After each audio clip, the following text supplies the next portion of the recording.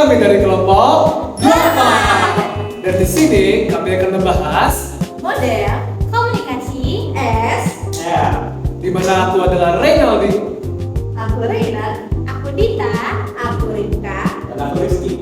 Di sini kami akan membahas model komunikasi yaitu SR atau stimulus dan responsif, di mana kami akan membahas definisi, lalu analisis kelebihan kekurangan dan contoh dari penerapan sehari-harinya guys.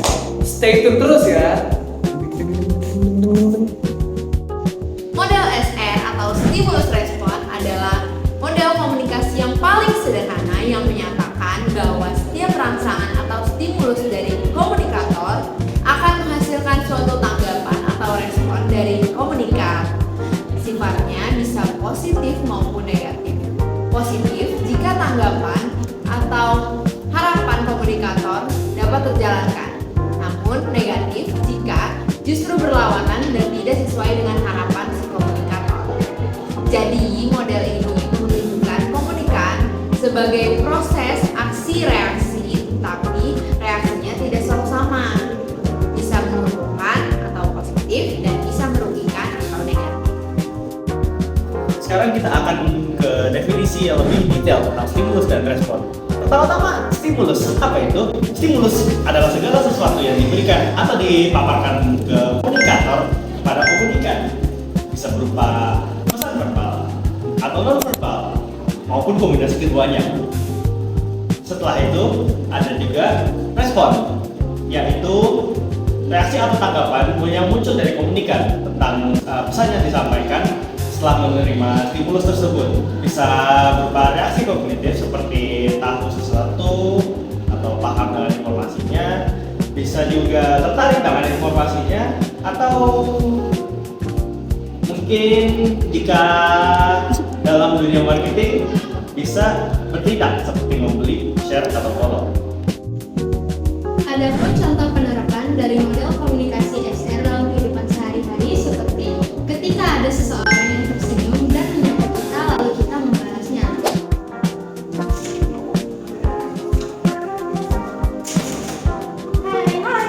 Aku mau pekan foto. Contoh lainnya yaitu seperti sebuah iklan televisi yang menampilkan produk minuman dingin yang menyegarkan di hari yang panas. Sebagai responnya, kita sebagai penonton merasa haus dan memutuskan untuk membeli minuman tersebut. Nah, selanjutnya kita akan bahas tentang kelebihan model komunikasi SR. Yang pertama adalah sederhana dan jelas. Model SR adalah model komunikasi yang sangat mudah dipahami dan juga sangat mudah diterapkan karena berfokus pada elemen-elemen dasar seperti apa yang dikirimkan atau stimulus dan juga apa yang diberikan sebagai hasil atau respon. Yang kedua adalah mudah diukur dampaknya. Model ini sangat berguna dalam mengukur dampak langsung dari sebuah pesan yang disampaikan. Yang ketiga adalah bisa membantu memprediksi hasil. Model SR membantu dalam memprediksi respon terhadap stimulus tertentu. Meskipun respon manusia tidak selalu linear dan juga respon manusia tidak selalu bisa ditebak, tetapi dengan menggunakan model yang sederhana ini, kita bisa membuat asumsi dan juga merancang strategi komunikasi yang menargetkan respon yang diinginkan.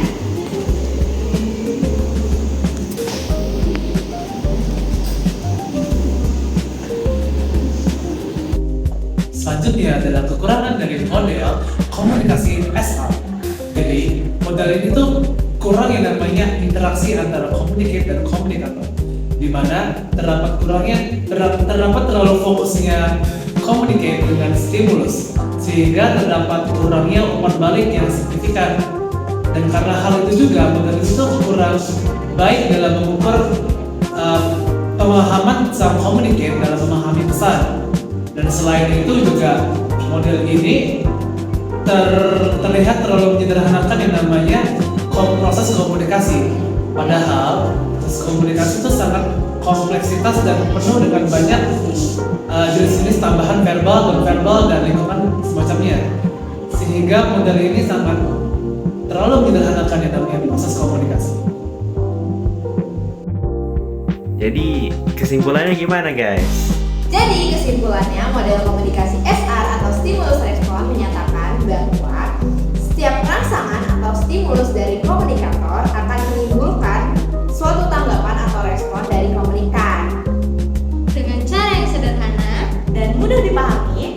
tapi kurang interaktif.